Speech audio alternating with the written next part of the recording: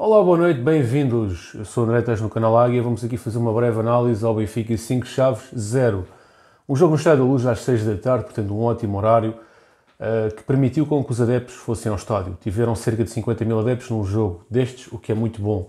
O horário foi bom, o sábado é um dia excelente para jogos de futebol, portanto tudo casou na perfeição para termos uma boa moldura humana no Estádio da Luz. O Benfica ganhou 5-0, fez uma boa exibição, mas já lá vamos primeiro falar-vos aqui dos factos em relação à temporada do Benfica. O Benfica ainda não perdeu um único jogo esta temporada, contando já com pré-Champions, com Champions, com Taça de Portugal e com Liga Portuguesa. 0 derrotas que o Benfica tem. Continua invicto.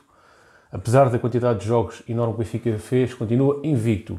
Para o campeonato, 11 jogos, 10 vitórias e um empate, 31 pontos. Aumentamos a vantagem para o Porto, portanto o Porto empatou, temos uma diferença pontual de 8 pontos e vantagem no confronto direto até o momento contra o Porto. O Braga tem um jogo a menos, está com 22 pontos e vai jogar contra o Gil Vicente. O Braga é o terceiro classificado, o Sporting é o quarto classificado e o jogo do Sporting está a decorrer neste momento. O Benfica apresentou o seu 11 habitual, apenas com uma surpresa, que foi a saída do Florentino e a entrada do Fredrik Oshens para o meio campo. O Fredrik tem jogado habitualmente como extremo esquerdo, como falso extremo esquerdo. Neste momento jogou na sua posição de origem, médio-centro, intermédio de Florentino. Neres regressou ao 11. Portanto, basicamente foi isso. Vlaco Dimos, António Silva, Otamendi, Grimaldo, Bá. Portanto, poderia entrar o Gilberto, entrou o Bá. Enzo, Fredrik Oshens, João Mário, Rafa, Neres, Gonçalo Ramos. Bom, o Benfica ganhou 5-0, começou logo muito bem o jogo, entrou logo a marcar, basicamente. O Benfica marcou pelo David Neres aos 2 minutos. Aos 10 minutos, aliás, o gol do David Neres foi um gol, uma jogada individual, em que David Neres demonstrou toda a sua qualidade, ou seja, tirou dois adversários do caminho, remate fora da área, bem colocado e gol sem hipótese para o guarda-redes. Alex Grimaldo bateu um livre à entrada da área, aos 10 minutos, também um livre muito bem marcado. Depois Gonçalo Ramos marcou um golo numa jogada de ataque aos 37 minutos e na segunda parte tivemos mais 2 golos, um do Peter Musa, a assistência foi do Enzo, uma boa jogada de ataque também, e no final Rafa Silva marca de cabeça, a bola vai ao poste, salvo erro, foi um remate de Gilberto, a bola vai ao poste, bate no chão e a bola vem em direção à pequena área e o Rafa antecipa-se a toda a gente e marca um gol de cabeça. Portanto, David Neres, Grimaldo, Ramos, Musa e Rafa Silva foram os nomes dos homens que marcaram os golos. O jogo do Benfica foi aquele jogo típico que todos nós já conhecemos. O Benfica não teve que acelerar muito, não teve que pôr muito o pé no acelerador para ganhar os Chaves.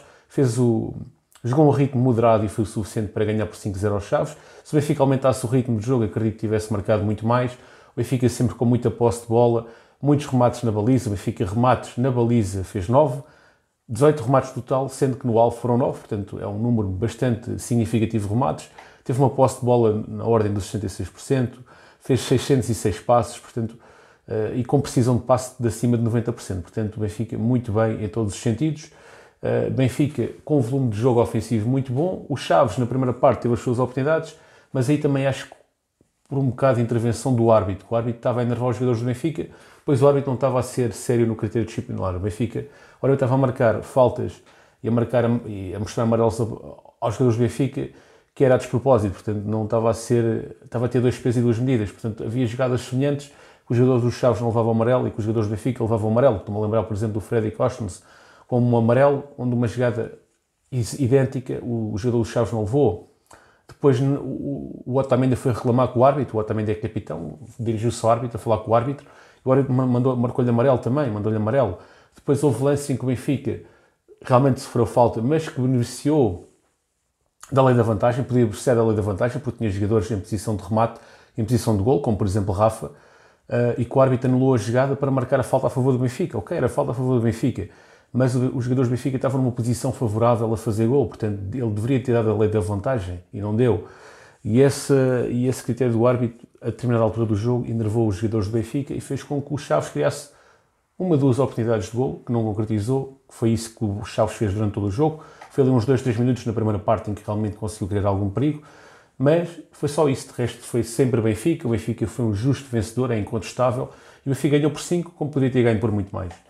Em relação a destaques do jogo, eu para mim destaco toda a equipa, não é? Toda a equipa teve bem, mas individualmente destacasse alguém era o David Neres, porque para quem vem de lesão, para quem está a recuperar de uma lesão, fez um jogo extraordinário, individualmente muito bem, a combinar bem com os seus colegas, deu uma bola de golo ao Gonçalo Ramos não marcou, portanto esta parceria Neres-Gonçalo Ramos é uma parceria que está para durar, e Neres ofereceu o golo a Gonçalo Ramos a determinada altura, não foi aproveitado. Neres criou oportunidades, esteve ofensivamente muito bem, teve uma noite feliz, chegou aos 72 minutos para refrescar o ataque, mas enquanto esteve em campo, para mim foi dos melhores em campo. O Grimaldo também bateu um bom livre, esteve muito bem no capítulo ofensivo, assertivo também no capítulo defensivo, portanto gostei da atuação do Grimaldo. O Enzo Fernandes também, não está imune de erros, o Enzo Fernandes em termos defensivos cometeu ali um ou outro erro, mas ofensivamente esteve muito bem, criou a jogada de golo do Musa, portanto foi das suas arrancadas em que o Benfica criou mais perigo. O Freddy Costens também, portanto um jogador que esteve muito bem no capítulo defensivo, muito bem na antecipação das jogadas de ataque do adversário, muito bem também no passe, esteve no 1-0 do Neres, esteve no 3-0 do Gonçalo Ramos e esteve no 4-0, que não foi contabilizado um golo de Enzo que foi anulado. Portanto teve uma exibição notável também o Neres. O Rafa, é assim, o Rafa é um jogador que eu ia aqui dizer que não gostei da atuação do Rafa hoje. Eu normalmente elogio muito o Rafa, mas o Rafa hoje em termos defensivos, quando o Benfica não tinha a bola, o Rafa era um jogador a menos. O Rafa não estava a pressionar, o Rafa estava a jogar a passo, mas o que é certo é que o homem, quando é preciso, aparece. O que é certo é que o homem, no momento ofensivo, consegue contribuir.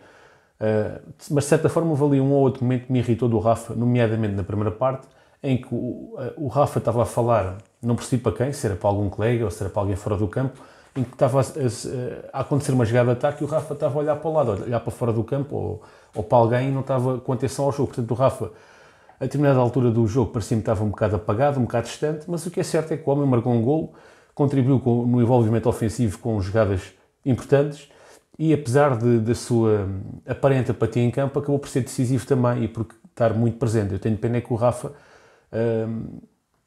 não esteja sempre, digamos, atento ao jogo. Eu achei que ele, a determinada altura do jogo, estava um pouco desatento.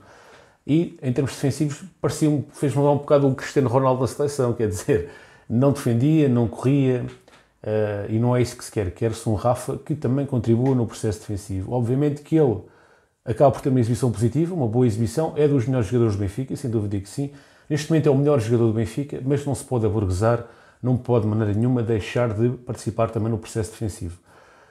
Posso estar enganado, mas foi esta a visão que eu tive. Eu vi o jogo da televisão e por vezes nos planos abertos estava para ver muitas vezes o Rafa a passo, estava para ver muitas vezes o Rafa a fazer uma pressão estéril, não era uma pressão efetiva ao portador da bola, mas o que é certo é que ele no momento decisivo marcou um golo, contribuiu e a determinada altura eu até achava, mas porquê que o Roger Smith não tira de campo? E depois eu pensei, bom, de certa forma deve ser para castigar o Rafa no sentido de o jogo está ganho, tu não estás a correr, não estás a contribuir, então vais ficar os 90 minutos em campo para te cansares. O que é facto é que o homem marcou um golo.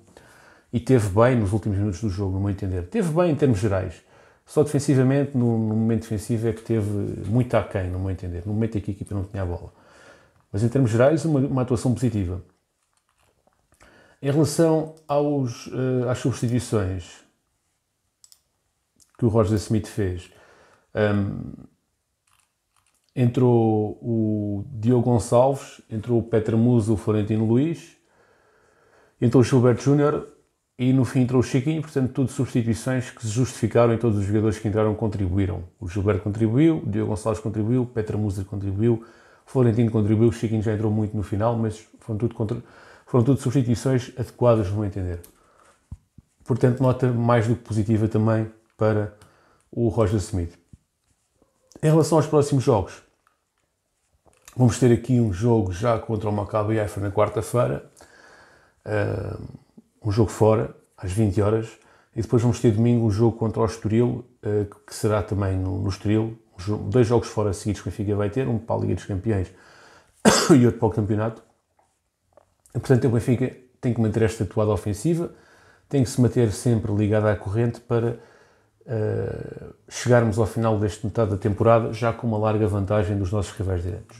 Bom pessoal, obrigado por terem assistido ao vídeo, fiquem à vontade para comentar, forte abraço, até uma próxima e viva o Benfica!